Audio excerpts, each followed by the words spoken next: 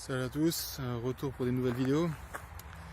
Aujourd'hui je vais vous présenter une moto, c'était pas prévu mais comme j'en ai quelques-unes sous la main, je vais vous les montrer un peu.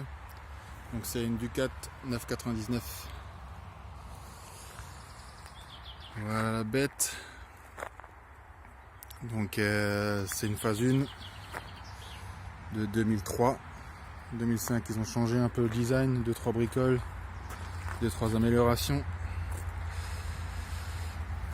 Celle-ci donc 2003, elle a 30 000 km, elle est en super bêta, elle a 2-3 petites améliorations, elle a un échappement Termignoni complet, 54, et elle a le boîtier qui va avec l'échappement. Elle doit faire à peu près 130 chevaux, ça fait 124 débridé, et plus ça, elle va faire à peu près 130 chevaux. Il y a pas mal de pièces carbone, des petites entrées d'air là,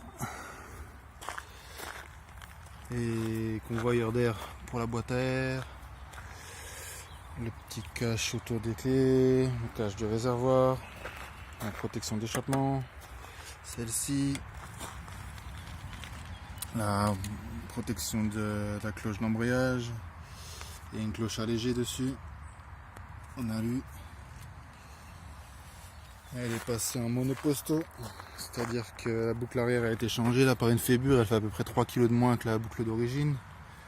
Et ça permet d'être en une seule place, sans avoir de repose-pied.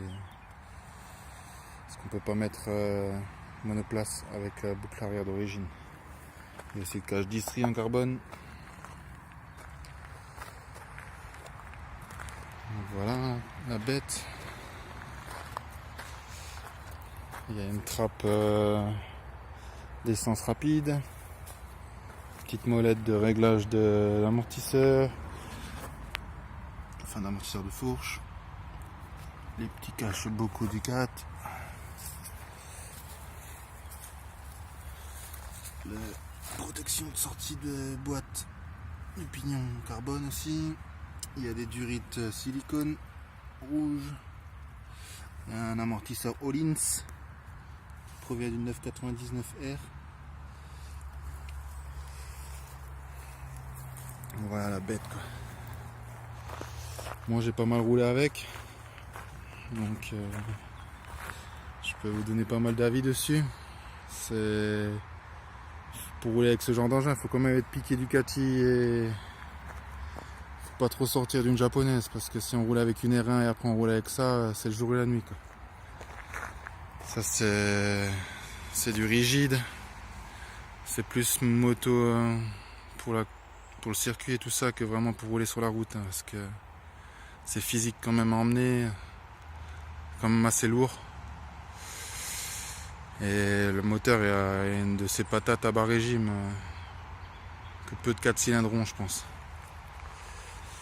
Après c'est pas une puissance folle, je veux dire, comparé à une 1000 moderne qui fait 200 chevaux pour 200 kg, ça n'a rien à voir quoi. Ça n'a pas la même allonge, mais au niveau de la patate et de la montée en régime, c'est pas mal quand même quoi.